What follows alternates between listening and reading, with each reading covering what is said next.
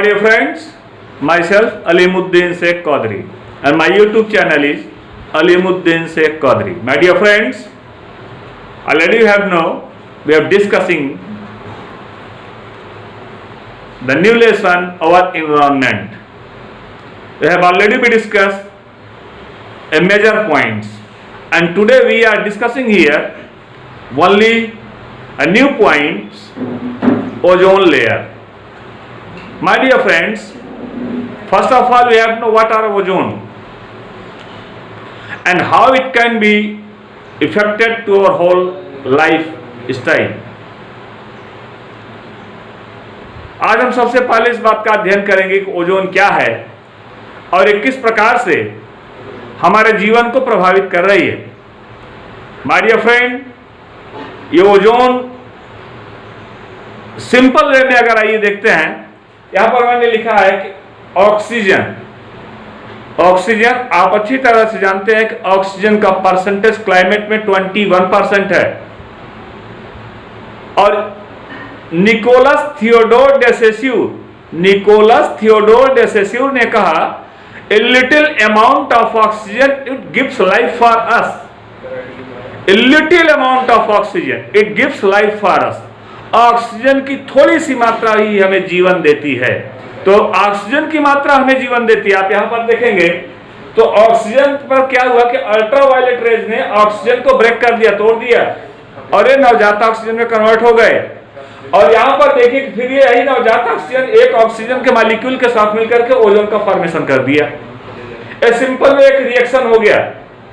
Simple way एक reaction हो गया कि ऑक्सीजन मॉलिक्यूल्स, अगर हम ये जानना चाहें कि ओजोन का फॉर्मेशन कैसे होता है तो ओजोन का फॉर्मेशन ऑक्सीजन के नवजात ऑक्सीजन के मिलने से ओजोन का फॉर्मेशन हो जाता है. तो माय डियर फ्रेंड, ये ओजोन का फॉर्मेशन हो गया. आइए देखते हैं फिर आगे. ओजोन, हमने आपको बताया कि ये ओजोन जो होती है हमारे क्लाइमेट को, हमारे वातावरण को किस प्रकार से जो है प्रोटेक्ट किए हुए है, किस प्रकार से सुरक्षित किए हुए है. आइए इसके विषय में डिस्कस किया जाए और सबसे पहले ये देखा जाए कि हमारे लिए कितना बेनिफिशियल है या कितना हार्मफुल है.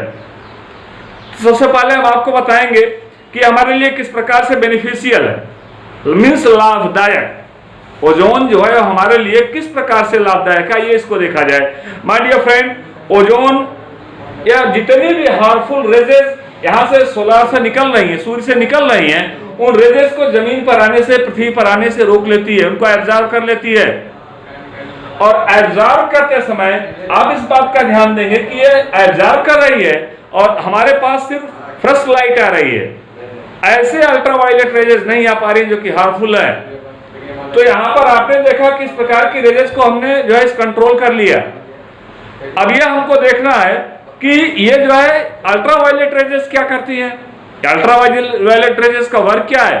तो आप नोट करेंगे कि अल्ट्रावायलेट रेजेस जो होती हैं ये ऐसी रेजेस हैं कि सनबर्न यू नो, सूर्य की किरणों के द्वारा, सूर्य के प्रकाश के द्वारा जो है स्किन पर इफेक्ट आ जाता है, जिसको सनबर्न बोला जाता है. क्या बोलते हैं उसको? सनबर्न बोलते हैं. तो सनबर्न की क्रिया होती है और इसी का इफेक्ट होता है जो कि मोतियाबिंद जिसको बोला गया, जिसको जो है मोतियाबिंद बोला गया, इसी के इफेक्ट से, मींस अल्ट्रावायलेट रेज के इफेक्ट से जो है ये मोतियाबिंद नामक डिजीज हो जाती है जो आई बॉल में देखी गई, आई के अंदर देखी गई.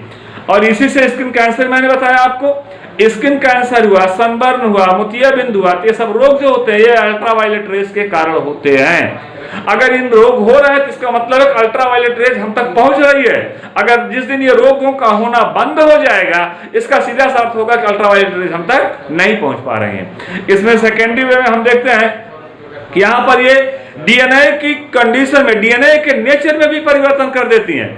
ये इतनी इफेक्टिव और हार्मफुल रेजेज होती हैं जो कि डीएनए के जो स्ट्रक्चर में, डीएनए के स्ट्रक्चर में चेंजिंग करती है. अगर डीएनए के स्ट्रक्चर में चेंजिंग करती है, इसका सीधा सा मतलब यह होता है कि उसका स्ट्रक्चर अगर बदल गया तो जाहिर सी बात है कि वो जेनेटिक मटेरियल है और आने वाली संतानों का स्ट्रक्चर जो होगा आसानी पूर्वक, आने वाली संतानों के कैरेक्टर आसानी पूर्वक बदल जाए, आने वाली संतानों के बिहेवियर बदल जाएंगे.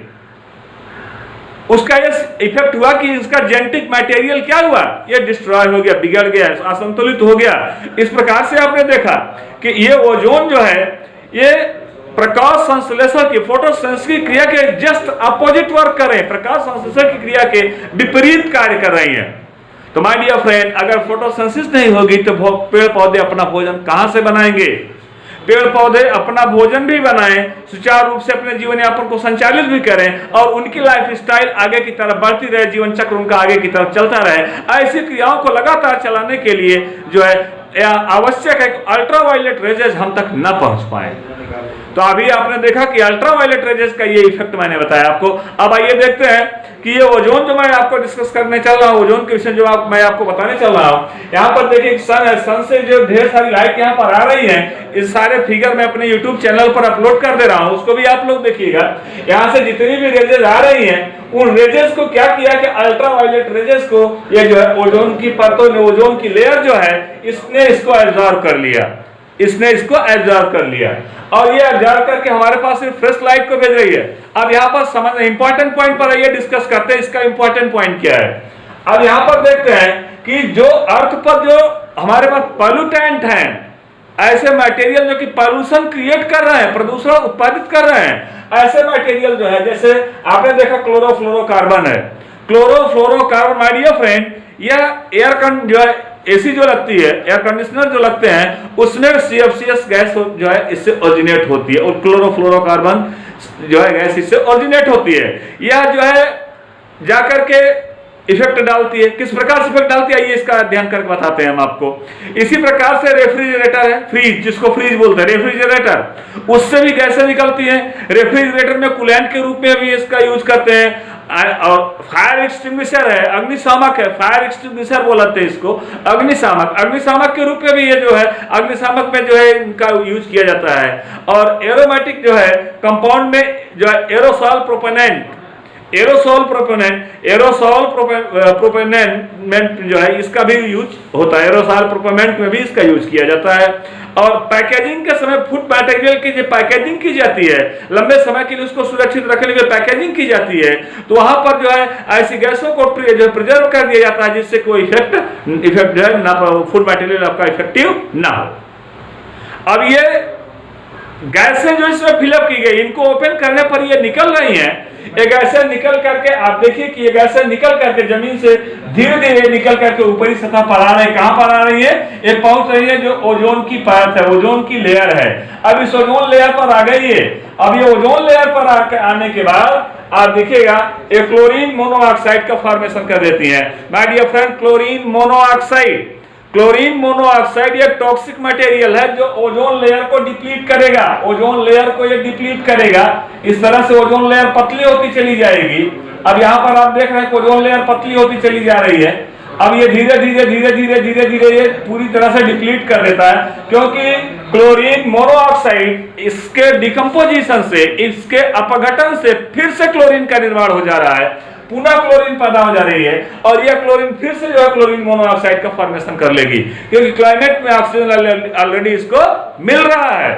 तो क्लाइमेट का जो ऑक्सीजन है पुनः क्लोरीन से अभिक्रिया करके फिर से जो है ये जो है बना लिया क्लोरीन मोनोऑक्साइड। इस तरह से CFC गैस तो इफेक्टेड है ही है। उस CFC गैस के डिकम्पोजिशन से आपने देखा जो क्लोरीन मोनोऑक्साइड रहा है इसके बना, इसने जो है ओजोन लेयर को डिप्लीट किया, इसने ओजोन लेयर को अपक्षरित किया और इसके बाद क्लोरीन गैस इससे निकली। यह निकली हुई क्लोरीन गैस फिर से जो है इस लेयर को डिप्लीट कर रही है। यह निकली हुई गैस अर्थात क्लोरीन गैस फिर से ऑक्सीजन के साथ क्रिया करके जो है क्लोरीन मोनोऑक्साइड फिर से इसका निर्माण कर देता है और ये जाकर ओजोन लेयर को डिप्लीट कर देते हैं। यहाँ पर ऐसे देखिएगा आप लोग, यहाँ पर जो एक सिंपल फिगर के डायग्राम के थ्रू मैं आपको समझा रहा हूँ।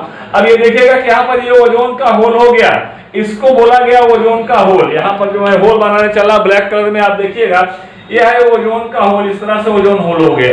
ओजोन होल का मतलब ये होता है कि यहाँ पर ओजोन की कोई परत है ही नहीं, अर्थात ओजोन की कोई परत नहीं है, अर्थात ओजोन का कोई मॉलिक्यूल यहाँ पर है नहीं। जब ओजोन का कोई मॉलिक्यूल नहीं है तो ये ओजोन जो है यहाँ से पूरी तरह से गायब हो चुकी है। अब ये हार्मफुल रेजेस क्या करेंगी? ये सीधा पृथ्वी पर पहुंच रही हैं और पृथ्वी चूंकि ये स्थिर नहीं है, रोटेट करती, गति करती है।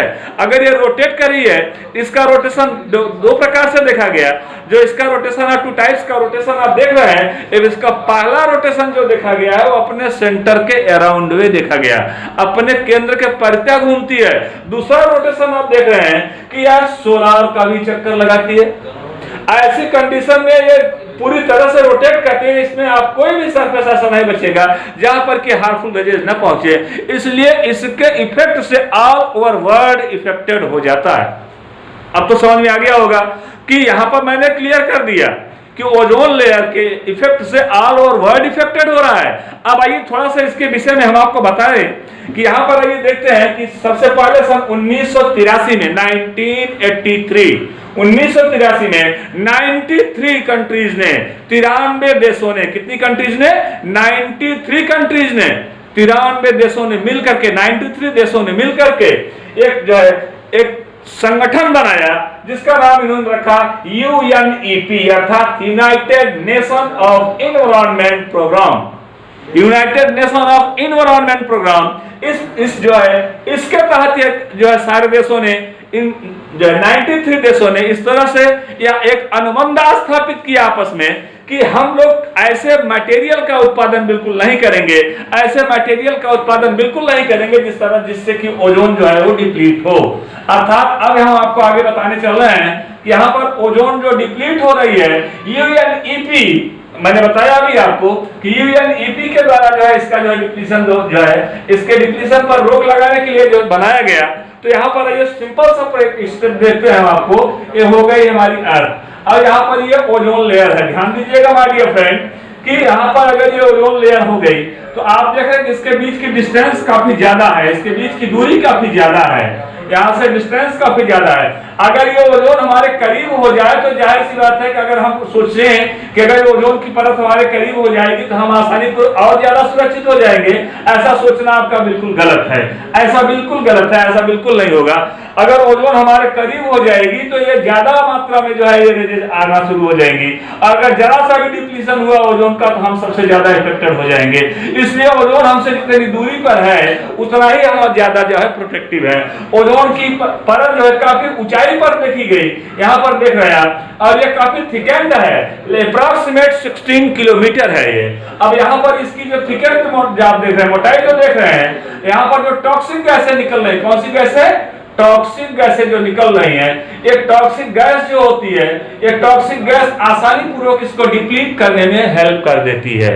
इसको डिप्लीट करने में मैंने अभी बताया कि क्लोरीन मोनोऑक्साइड, ये क्लोरीन मोनोऑक्साइड का फॉर्मेशन होगा। जब क्लोरीन मोनोऑक्साइड का फॉर्मेशन होता है तो ऐसी कंडीशन में ये डिप्लीशन इसका स्टार्ट हो जाता है। जब इसका डिप्लीशन स्टार्ट हो जाएगा तो इसका मतलब ये निकला कि डिप्लीशन अगर इसका स्टार्ट हो जा रहा है तो यहाँ पर आप देखेंगे ये डिप्लीट हो गया है, अर्थात ये यहाँ पर ओजोन जो काफी मोटे लेयर के रूप में था ये डिप्लीट हुआ, और जब ये डिप्लीट हो गया तो सीधी किसी भी लाइट जो है अर्थ पर पहुंच रही है, और इससे होने वाले हार्मफुल इफेक्ट के विषय में ऑलरेडी मैंने आपको बताया।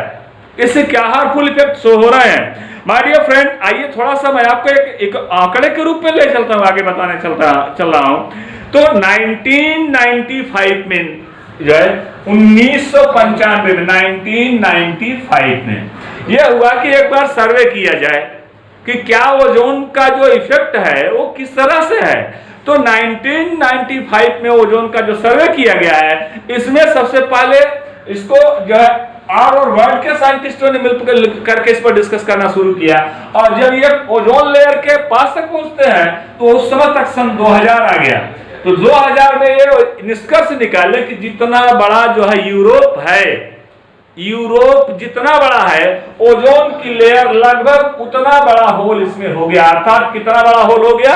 जितना बड़ा यूरोप है, यूरोप के आकार के बराबर जितनी एरिया में यूरोप है, जितनी एरिया में यूरोप है उतना बड़ा ओजोन में वो होल हो गया। तो आपने देखा कि ओजोन में जो होल हो जा रहा है, तो ओजोन में जो होल हो जा रहा है तो उसी के कारण ये जो है टॉक्सिक गैसें हमारे पास आ रही हैं, टॉक्सिक जो है मटेरियल जो है यहाँ पर हार्मफुल रेजेस हमारे पास आ रही हैं। हार्मफुल रेजेस आने का कारण मैंने अभी स्पष्ट कर दिया आपको कि टॉक्सिक गैसेस जो बन रही हैं ये ऊपर उठेंगी और उठ करके ओजोन लेयर को डिप्लीट कर देती हैं। तो आपने 2000 का आंकड़ा देख लिया। तो इसके बाद साइंटिस्टों ने किया कि ऐसा किया जाए कि ये सारे देशों में ये प्रतिबंध लगाया जाए। क्या प्रतिबंध लगाया जाए? ऐसे प्रतिबंध लगाया जाए कि जो एसी में जो है एयर कंडीशनर में जो कूलेंट यूज किया जा रहा है इसका कम यूज किया जाए, ऐसी गैसेस जो निकल रही है उसका कम यूज किया जाए। रेफ्रिजरेटर को ऐसा बनाया जाए जिसमें कि सीएफसी गैस ना निकले, ऐसी टॉक्सिक गैसें ना निकले जो कि ओजोन को डिप्लीट करें। तो इस तरह से आपने देखा और अंडर प्रोसेस में आइए देखते हैं कि अग्निशामक फायर एक्सटिंग्विशर में हम ऐसे मटेरियल का यूज करें, ऐसे सोडियम बाइकार्बोनेट, और तो ऐसे मटेरियल का हम यूज करें फर्स्ट जो है फायर एक्सटिंग्विशर में ऐसे मटेरियल का यूज करें कि इससे भी टॉक्सिक गैसेस बाहर ना निकले। तो आपने देखा कि टॉक्सिक गैसेस को बाहर निकलने से रोकने के लिए कितने सारे उपाय किए जा रहे हैं। इसी उपायों में से हम आपको बता रहे हैं एरोसॉल प्रोपेलेट, यह भी एक विशेष प्रकार का जो कंपाउंड है जो कि जा करके ओजोन को डिप्लीट कर देता है। इसको भी पूरी तरह से यहाँ पर ब्रेक किया जा रहा है, रोका जा रहा है। तो इस तरह से आपने देखा पैकेजिंग के समय जिस गैस को हम भर करके फूड मटेरियल को प्रिजर्व कर रहे हैं, उस फूड मटेरियल को प्रोटेक्शन प्रोवाइड किया जा रहा है, यहाँ पर उस फूड मटेरियल को भी प्रोटेक्शन प्रोवाइड कराया जा रहा है। तो आपने देखा कि इस तरह से ये प्रोटेक्शन प्रोवाइड कराया जा रहा है। मैंने 2000 की बात किया, सन 2013 की रिपोर्ट में नासा ने अपनी रिपोर्ट दिया, सन 2013 में, कितना में दिया, 2013 में, अर्थात कितने साल बाद। मैंने कहा कि सबसे पहला प्रोग्राम 1983 में शुरू हुआ था, 1983 में शुरू हुआ, और प्रोग्राम पर इस पर अध्ययन किया जाने लगा जब सारे देशों में विभिन्न प्रकार के रोग फैलना शुरू हुए। तब 1995 में साइंटिस्टों ने मिलकर के संगठन बनाया। इस संगठन के परिणाम स्वरूप आपने देखा, मैंने अभी भी उसका नाम बताया आपको, संगठन बनाया, और संगठन बन जाने के बाद सन 2000 में इस पर जो है एक्टिविटी शुरू हुई, और सन 2000 में जो एक्टिविटी शुरू हुई तो 2000 में से एक्टिविटी के परिणाम स्वरूप स्पष्ट निष्कर्ष निकाल लिया गया, यहाँ पर स्पष्ट निष्कर्ष निकाल लिया गया कि यहाँ पर जो होता है, यहाँ पर जो प्रोसेस है, यह प्रोसेस क्या है, स्पष्ट देखा गया कि ये एशिया का जितना बड़ा है उतना बड़ा ये होल बन गया यहाँ पर। तो एशिया के जितना ये होल हो गया। अब 2013 में सारे देशों पर प्रतिबंध लगा दिया गया कि आप ऐसे मटेरियल को आप बिल्कुल यूज नहीं करेंगे जिससे कि जो है, न तो आप एयर कंडीशनर में इस प्रकार की गैसेस का यूज करेंगे, न तो रेफ्रिजरेटर में ऐसी गैसेस का यूज करेंगे जो टॉक्सिक गैसेस को बाहर निकालें, न तो आप जो है फायर एक्सटिंग्विशर में इस प्रकार का यूज करेंगे, न तो एरोसॉल प्रोपेलेंट में इस प्रकार का यूज करेंगे, न ही जो है पैकेजिंग के समय प्रयोग की जाने वाली गैसों का आप यूज करेंगे। इस तरह से यूनिसेफ ने जो पूरी तरह से अपना एक प्रोग्राम प्रोसीड किया जिसका नाम उन्होंने दिया था, मैंने बताया आपको, UNEP। क्या नाम बताया मैंने? UNEP। यहां पर आप देखिएगा united nation of environmental programme, united nation of environmental programme. इसके तहत जब अध्ययन किया जाने लगा, तो पाया यह गया कि जो यहाँ पर एक होल हुआ था, अब सारे देशों पर प्रतिबंध लगाया गया कैसी गैसों को नहीं निकलना चाहिए, एक होल जो है काफी मात्रा में कम हो गया। तो 2013 में आपने देखा कि ये होल काफी मात्रा में कम हो जा रहा है। जब ये होल काफी मात्रा में कम हो गया, तो ऐसी कंडीशन में जहां पर ये होल काफी मात्रा में कम हो गए, तो ये हुआ वैज्ञानिकों के अंदर जिज्ञासा आई कि ठीक है और भी ज्यादा इसको प्रतिबंधित किया जाए। जब और ज्यादा इसको प्रतिबंधित किया गया तो 2018 में 2018 अब आइए देखते 5 ईयर और भी क्रॉस कर गए। 2000 से मैं 2013 में आया, 13 साल बाद, 13 ईयर बाद आए, फिर 2018 में, मीन्स अब के 2 साल पहले 2018 में। तो 2018 में हमने देखा कि यह जो है, अगर हमने पूरे देशों को प्रतिबंधित कर दिया तो ये ओजोन बहुत ही कम मात्रा में जो है, ये ओजोन बहुत ही कम मात्रा में जो है ये डिप्लीट हुई। अब हम प्रोसेस में क्या देख रहे हैं, हम अब इसका प्रोसेस ये देख रहे हैं कि अगर ऐसे ही 50 आने वाले 50 वर्षों तक ऑल ओवर वर्ल्ड ने पूरी तरह से बनाए गए UNEP, united nation of environmental programme का अनुपालन किया तो इस तरह से आने वाले 50 वर्षों में हाँ ये ओजोन जो डिप्लीट हुआ है ये पूरी तरह से ये भर जाएगा, अर्थात आगे आने वाला समय हमारे लिए सुखदायी होगा। इसीलिए हमारे ही नहीं, मैंने अभी आपको बताया कि सारे देशों को यह पूरी तरह से जो है सूचित कर दिया गया है, सारे देशों को पूरी तरह से जो है अनुमोदित कर दिया गया है, ऐसा कोई मटेरियल आप जो है उत्पन्न नहीं करेंगे जिससे कि ओजोन पर इफेक्ट आए। अर्थात जैसे पॉलीथीन का यूज नहीं करेंगे, पॉलीथीन को ब्रेक कर दिया, गवर्नमेंट ने इसको बैन किया कि polythene means polyethylene, polythene means polyethylene polythene, इसको आप जो है बर्न किया, आपने इससे जो टॉक्सिक गैसेस निकली, चूंकि ये नॉन बायोडिग्रेडेबल है, नॉन बायोडिग्रेडेबल एजेंट, जितने भी नॉन बायोडिग्रेडेबल मटेरियल हैं, ऐसे नॉन बायोडिग्रेडेबल मटेरियल वो आसानी से जो है इस प्रकार की गैसों को, टॉक्सिक गैसेस को उत्पन्न करते रहते हैं। तो माय डियर फ्रेंड, इस तरह से ये जो उत्पन्न कर रहे हैं, ये आगे बढ़ करके क्या कर रहे हैं कि ये हार्मफुल इफेक्ट शो कर रहा है, ऐसे प्रभाव को प्रदर्शित कर रहा है जिसके कारण कि आपने देखा कि विशेष प्रकार के जो है, विशेष प्रकार के यहाँ पर आपने देखा कि विशेष प्रकार के जो है होल जो है, ये जो हुआ है वो धीरे धीरे धीरे धीरे धीरे धीरे अब ये होल तो बढ़ा हुआ था और इसको प्रतिबंधित किया गया। प्रतिबंधित करने के बाद आपने देखा 2018 में जब नासा के साइंटिस्टों ने अध्ययन किया तो वो ये पाए कि अगर काफी मात्रा में ओजोन लेयर जो डिप्लीट हुई थी ये खत्म हो गई। अब जब ओजोन काफी मात्रा में यहाँ पर खत्म हो गई अर्थात बहुत ही माइन्यूट होल रह गए, तो ऐसा अनुमान लगाया जा रहा है कि अगर ऐसे ही सारे देश इसका अनुपालन करते रहे तो आने वाले 50 ही वर्ष की बात है, आने वाले 50 वर्षों के उपरांत हम आसानी पूर्वक यह देख सकते हैं कि ओजोन का पूरी तरह से जो है, ओजोन लेयर की डिप्लीशन का, ओजोन लेयर की अपक्षरण का प्रभाव पूरी तरह से समाप्त हो जाएगा, अर्थात फिर से ओजोन पूरी तरह से कवर कर लेगी। माय डियर फ्रेंड, अगर ओजोन फिर से कवर कर लेती है, इसका सीधा सा आशय यह हो जाता है हम कई रोगों से आसानी पूर्वक बच जाएंगे, हमारी आने वाली जनरेशन बच जाए, क्योंकि मैंने अभी अभी आपको डिस्कस करके बताया कि ओजोन हमारे डीएनए को, जेनेटिक मटेरियल को चेंज कर दे रही है। किसको? जेनेटिक मटेरियल मींस डीएनए को चेंज कर दे, डीएनए स्ट्रक्चर में चेंज कर दे रही है। जो डीऑक्सीराइबोस न्यूक्लिक एसिड है उसके जो जेनेटिक कोड हैं उनमें चेंजिंग आ जा रही है। अगर जेनेटिक कोड में चेंजिंग आ गई तो माय डियर फ्रेंड्स, जो आने वाली जनरेशन है उसमें भी चेंजिंग आ जाएगी। तो पता यह चला कि हम एक अच्छी संतान, अच्छा भविष्य को सामने रख करके आगे बढ़ रहे थे, अब स्थिति उसके क्या हो गई? जस्ट विपरीत हो गई, प्रतिकूल हो गई। अब अच्छा भविष्य ना आकर के एक बैड फ्यूचर हमारे सामने आ रहा है, एक बुरा प्रभाव हमारे सामने आ रहा है। तो ऐसी कंडीशन में ओजोन को पूरी तरह से प्रोटेक्ट करना है, बचाना है। तो माय डियर फ्रेंड, इस तरह से अगर ओजोन को हमको प्रोटेक्ट करना है, बचाना है, तो हम इस प्रकार के मटेरियल का यूज न करें जिससे कि मैंने बताया कि different types of toxic gases ये बाहर निकल रही हैं। आइए आगे एट लास्ट पॉइंट पर डिस्कस किया जाए, जो कि कहा जाता है garbage management. Garbage management my dear friend, what are garbage management? There is very important point of the garbage management. Garbage management को कहा जाता है कचरा प्रबंधन। क्या बोलते हैं इसको? गार्बेज मैनेजमेंट है, गार्बेज मैनेजमेंट है।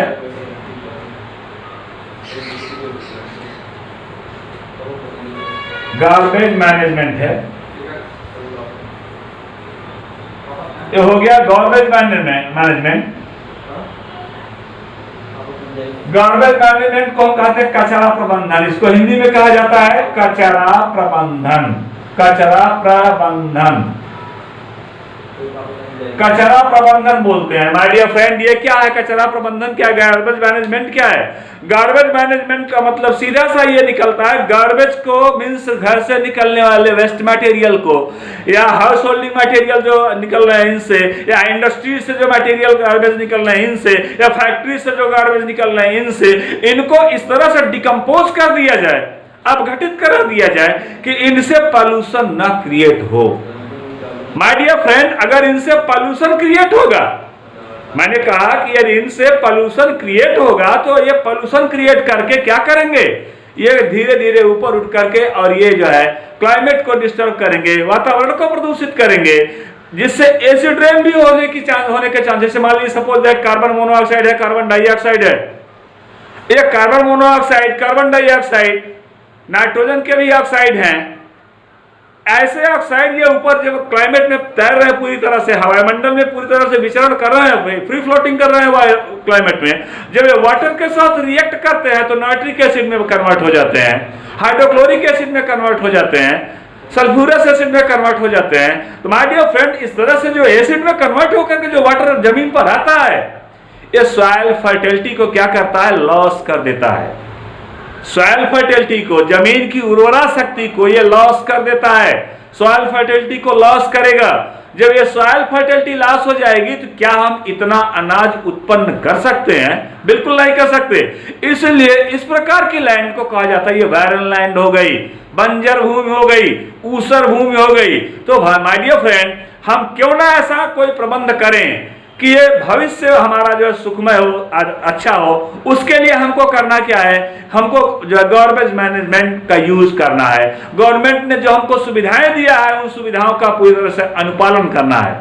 आपने देखा कि गवर्नमेंट ने क्या किया कि जगह जगह पर कचरों के डब्बों को रखवा दिया है। आप घर से जो गार्बेज निकल रहे हैं, जो बायोडिग्रेडेबल है, जो नॉन डिग्रेडेबल है, उनके जो डिग्रेडेबल है उनको अलग जो है कचरे में रखना है, जो बायो नॉन डिग्रेडेबल है उनको अलग डब्बे में रखना है। ऐसे मटेरियल को अलग अलग डब्बों में रख देते हैं। जो सिंपली बायोडिग्रेडेबल उनको ग्रीन में रखते हैं, जो नॉन बायोडिग्रेडेबल उनको रेड में रखते हैं। इस तरह से दो अलग अलग कलर के डब्बों को सरकार गवर्नमेंट ने रखा हुआ है, सरकार ने रखा हुआ है। तो ये डब्बे जो होते हैं, इसमें जब कचरे पूरी तरह से भर जाते हैं तो म्यूनिसिपालिटी के लोग आते हैं और इन कचरों को आसानी से उठा करके ले जाते हैं और उसको डिकम्पोज करते हैं, अपघटित करते हैं, किसी भी तरह से डिस्ट्रॉय करते हैं, उनको नष्ट करते हैं, जो कि बायोडिग्रेडेबल हैं। जो नॉन बायोडिग्रेडेबल है उनको जो है रिसाइकलिंग का 3R रिसाइकलिंग करके जो है उनको फिर से कुछ ना कुछ बनाने का प्रयास किया जाता है। जैसे आपने पानी की बोतल लिया, पानी की बोतल से लेकर के आप पानी तो पी रहे हो, लेकिन बोतल को आप क्या करते हैं, फेंक देते हैं। तो बोतल को माय डियर फ्रेंड फेंक देना ये अच्छी बात नहीं है। बोतल को आप ऐसे स्थानों पर ले जाइए, उसको रख दीजिए जहां पर वो नॉन बायोडिग्रेडेबल मटेरियल जहां पर रखे जाते हो, आप ऐसे डब्बे को ले जाकर कैसे बॉक्स को ले जाकर वहीं पर आप रख दीजिए, जिसका सीधा सा अभिप्राय ये हो जाएगा कि ऐसे मटेरियल जो नॉन बायोडिग्रेडेबल हैं, प्लास्टिक पॉलीथीन का आपने यूज किया तो ले जाकर नॉन बायोडिग्रेडेबल वाले में रखिए आप। तो इस तरह से आप उसको अलग अलग ढंग से शिफ्ट करते चले जाएंगे तो ये उनको धीरे धीरे हीट करके डिकम्पोज करके उनसे जो टॉक्सिक गैसेस हैं उन गैसों को रिफाइन करके जो है ये जो है टॉक्सिक मटेरियल को बाहर कर दिया जाता है। और ऐसे कंडीशन से हम आसानी पूर्वक जो है वो गार्बेज मैनेजमेंट को करके हम वातावरण को पूरी तरह से शुद्ध कर सकते हैं। तो माय डियर फ्रेंड, क्लाइमेट को शुद्ध करने के लिए भी हमने देखा, वातावरण को शुद्ध करने के लिए भी हमने देखा कि हमने गार्बेज मैनेजमेंट को पूरी तरह से फॉलो किया है। और गार्बेज मैनेजमेंट यही है हमारा कि हमने इसको पूरी तरह से फॉलो किया। और आइए देखते हैं यहाँ पर जो कुछ इंपॉर्टेंट टॉपिक्स होते हैं उन इंपॉर्टेंट टॉपिक्स पर हम डिस्कस करते हैं गार्बेज मैनेजमेंट पर कि क्या है। जैसे सपोज दैट आपके अंदर आपने जो है पशुओं की एक पशुशाला खोल रखी है, पशुशाला खोल रखी है, एक डेयरी फार्म के लिए आपने एक डेयरी फार्मिंग का रखा है, डेयरी उद्योग आप चला रहे हो, उसे निकलने वाले वेस्ट मटेरियल जो कि बायोडिग्रेडेबल हैं उनको आप सिंपली डिकम्पोज करके जो है फर्टिल ह्यूमस के रूप में आप जो है सॉइल में आसानी से मिला देते हैं, सॉइल फर्टिलिटी इंक्रीज करती है। अगर उसी के स्थान पर पॉलीथीन को फेंक दिया जाए तो माय डियर फ्रेंड ये नॉन बायोडिग्रेडेबल है और नॉन बायोडिग्रेडेबल होने के कारण आप देख रहे हैं कि ये अर्थात ये ऐसा घटक है जिनको कि अति सूक्ष्म जीवाणुओं के द्वारा अपघटित नहीं किया जा सकता। जब इनको अति सूक्ष्म जीवाणुओं के द्वारा अपघटित नहीं किया जा सकता तो ऐसे मटेरियल जो अपघटित नहीं किए जा सकते हैं इनको अगर ले जाया जा रहा है तो इनको सबसे पहले इस तरह से डिकम्पोज करते हैं, अपघटित करते हैं कि जो वेस्ट मटेरियल बनता है उन वेस्ट मटेरियल को जो रिसाइकिल कर दिया जाता है। अर्थात फिर से हम आ रहे हैं अपने नए टॉपिक पर। ऐसी कंडीशन से इस प्रकार के प्रोसेस को लगातार हम जो है चक्र में चलाते रहते हैं। तो इस तरह से आपने देखा कि एक चक्र हमेशा लगातार चलता रहता है। ऐसा नहीं कि आज हमने यूज किया कल हम नहीं यूज करेंगे। बायोडिग्रेडेबल मटेरियल है और अपने आप जो है डिग्रेडेट होता रहता है, वो अपने आप जो है डिकम्पोज होता रहेगा क्योंकि वो बायोडिग्रेडेबल है। निम्न जो है जैविकरण की क्रिया के द्वारा वो अपघटित हो रहा है, लेकिन जो नॉन बायोडिग्रेडेबल है वो जैविक निम्नीकरण की क्रिया के द्वारा अपघटित नहीं होगा। तो उसको हमको डिकम्पोज करना है, उसको हमको अपघटित करना है तो हम सबसे पहले उसको क्या करेंगे, बर्न करते हैं, अंदर सिंथेसाइज करते हैं, डिफरेंट टाइप्स ऑफ प्रोसेस को यूज करते हैं। इस तरह से यूज करके आपने देखा कि हम डिफरेंट मटेरियल जो है केमिकल्स को रिसाइकिल करते हैं। तो रिसाइकिल करने के बाद आपने क्या देखा कि हम नए मटेरियल को प्राप्त कर लेते हैं, फिर से दूसरा कोई कंपाउंड बना, दूसरा कोई मटेरियल बना लेते हैं। अगर हम दूसरा कोई मटेरियल बना लिए तो ऐसी कंडीशन में ये हमारे लिए बहुत ही बेनिफिशियल होगा, बहुत ही लाभदायक होगा। तो माय डियर फ्रेंड, इस तरह से आपने देखा कि खाना पकाने से लेकर के भोजन करने से लेकर के अन्य जीवों के भोजन करने की प्रक्रिया और उनसे निकलने वाले वर्ज्य पदार्थ से तक की क्रिया, इन सभी का मैनेजमेंट करना बहुत ही इंपॉर्टेंट होता है। तो इनसे जो वर्ज्य पदार्थ निकल रहे हैं उनको किस तरह से मैनेज किया जाए, अभी मैं आपको ये प्रोसेस बता रहा था। तो मैंने आपको इनके सारे प्रोसेस क्लियर कर दिए हैं कि क्या डिग्रेडेबल में है और क्या नॉन डिग्रेडेबल में है, क्या बायोडिग्रेडेबल में है और क्या नॉन बायोडिग्रेडेबल में है। इस तरह के मटेरियल को मैंने क्लियर कर दिया और इस तरह से आपने देखा क्लास 10th की साइंस हमने पूरी तरह से समाप्त कर दिया आज। तो मैं अलीमुद्दीन शेख कादरी अपने YouTube चैनल अलीमुद्दीन शेख कादरी के माध्यम से यहाँ पर आज हमने जो है इस तरह से एट लास्ट पॉइंट को भी मैंने जो है गार्बेज मैनेजमेंट जो एट लास्ट पॉइंट है, जिसमें इसके टोटल साइंस में फिजिक्स, केमिस्ट्री और बायो, इसने टोटल टॉपिक हमने समाप्त कर दिए हैं। क्लास 9 से लेकर के क्लास 12th तक के टोटल लेक्चर मैंने ऑलरेडी अपने YouTube चैनल अलीमुद्दीन शेख कादरी पर अपलोड कर रखे हैं। माय डियर फ्रेंड, आप मेरे इस चैनल को सब्सक्राइब करिएगा, लाइक करिएगा, शेयर करिएगा। तो जब आप ज्यादा से ज्यादा उसको सब्सक्राइब करिए और आप सब्सक्राइब करने के बाद यहाँ पर देखेंगे तो ये देखने पर हमारे टोटल वीडियो जब आपके सामने आएंगे तो वहां पर ये क्लियर हो जाएगा। आप जो टॉपिक पढ़ना चाहते हो उस टॉपिक को सर्च करके देख लीजिए मेरे YouTube चैनल पर, वो सारे पॉइंट्स आपको मिल जाएंगे, सारे पॉइंट्स मिल जाएंगे। और लगातार अभी 2-3 लेक्चर हमको और भी इस पर एक्स्ट्रा देने हैं, वो सारे लेक्चर अब हम जो है और हायर जो है कॉम्पिटेटिव बुक से देंगे, तो वो भी लेक्चर हम आपको देंगे।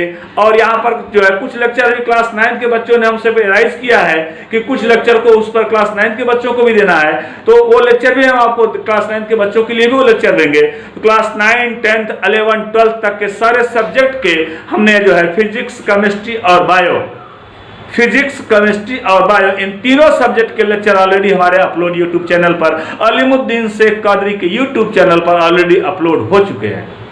तो माय डियर फ्रेंड, मेरा आपसे हम्बल रिक्वेस्ट है, आप सभी लोग मेरे चैनल को ज्यादा से ज्यादा सब्सक्राइब करिएगा।